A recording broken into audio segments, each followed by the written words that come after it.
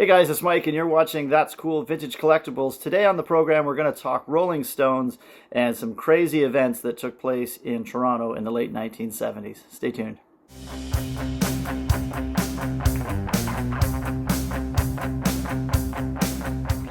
So in March of 1977, the Rolling Stones came to Toronto and played and recorded two small club shows at a club called the El Mocambo, and they were billed as the Cockroaches, and it was kind of a secret show like the Stones are famous for doing.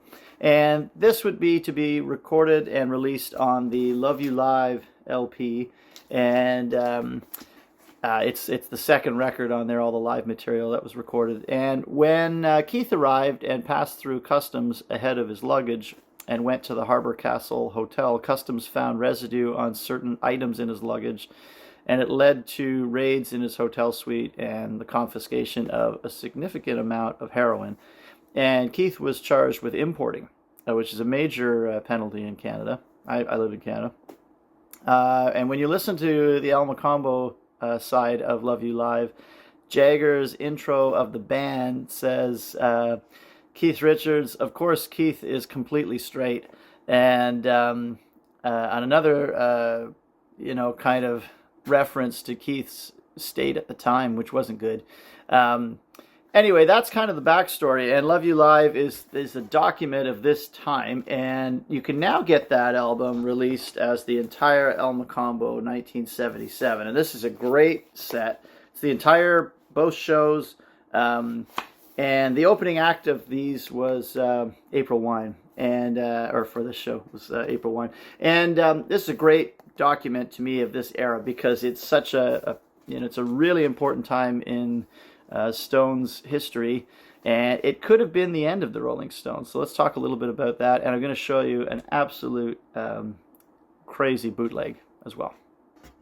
So Keith's book Life documents this era really well, and it's pretty wild. The RCMP raided his room and couldn't arrest him right away because they couldn't wake him up. He'd been up for 5 days in a row, and in order to be arrested in Canada, you have to be awake, and they couldn't wake him up, and they were actually to the point of slapping him to get him to come around, and they eventually did arrest him. He got bail.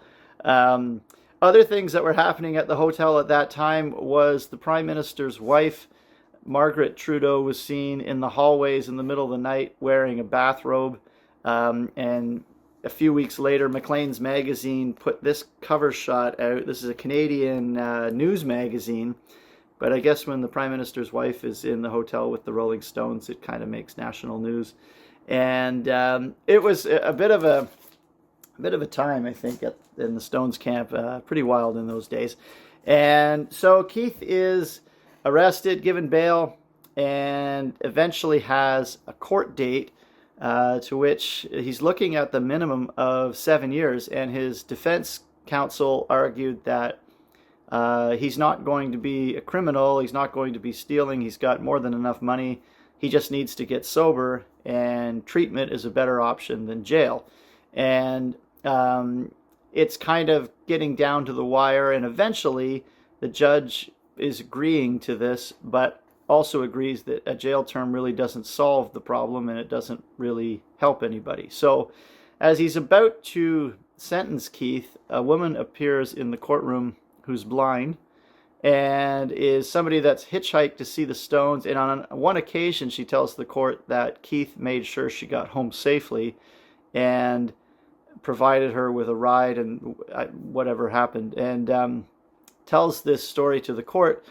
And so the judge decides that in lieu of jail or any time served or anything like that, Keith is to perform with the Stones a concert, two benefit shows, to donate all the proceeds to the Canadian Institute of the Blind and CNIB.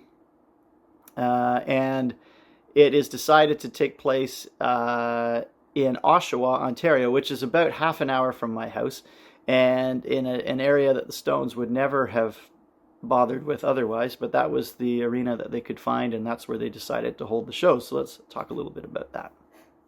So in April of 1979 in Oshawa, Ontario, the Rolling Stones come to town and play two small shows for the CNIB. And it's quite a thing. The Stones don't go on first. Keith Richards actually is introduced by John Belushi, who comes out to do, he's sort of the MC for the night, which is interesting.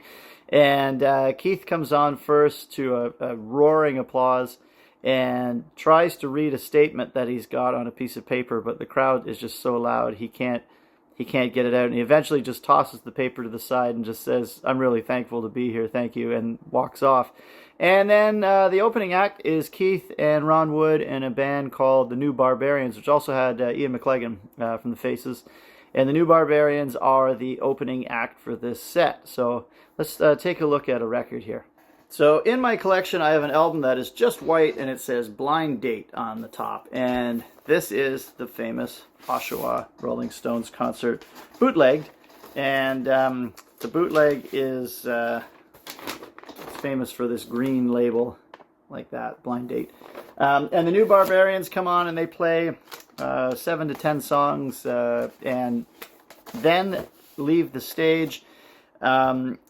And at that point, a very interesting thing happens that's, I don't think, ever been done in another Stones show, and that is Mick and Keith do a duet performance of Prodigal Son. And I don't think they'd ever performed that song before, and I don't know if they've ever done it since. But that is on here, and it's really interesting. Apparently, they were just set up on two stools at the front of the stage, and they did this duet together. And then the Stones came on, and they were touring Some Girls at the time, so... Shattered, Just My Imagination, When the Whip Comes Down, Miss You, all the stuff off of that album, and a very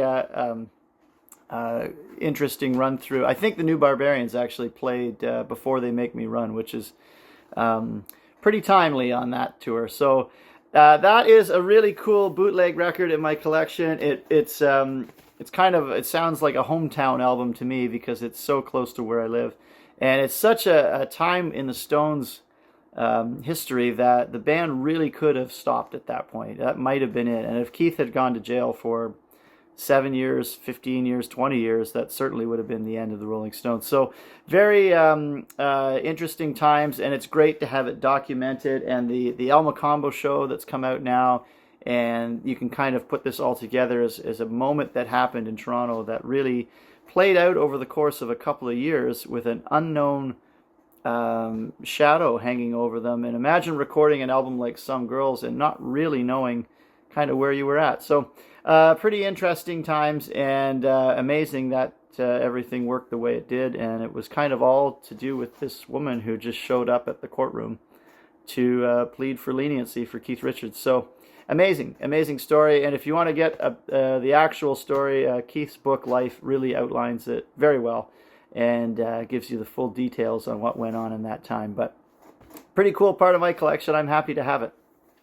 Well, I don't buy a lot of bootleg records, but this one had such historical significance to me and for the history of rock and roll, really. If you think about the Stones not being even able to put out Some Girls, what would that have been like in the music industry at the time? And so if the Stones had, if their last album was Black and Blue, I don't know if we'd still be talking about them the way we do now. I'm not sure. So that was the pivotal moment that was going to either make or break the Stones in the second half of their career. It's pretty cool just to have that as a historical document that you can listen to and put yourself in the audience of. And that's where sort of a bootleg is even more interesting than if they'd actually put it out officially. So it's pretty cool. I'm happy to have that one in the collection. I hope you enjoyed that quick little look. And if you're into collectibles, that's what I do on this channel, all kinds of collectibles. It's rock and roll memorabilia, records, and instruments, as well as sports memorabilia, sports cards, other antiques and vintage items, kind of whatever I like to collect. And that's what we talk about here. So if you're into that, give us a like and subscribe. We'll see you next time. Keep on collecting.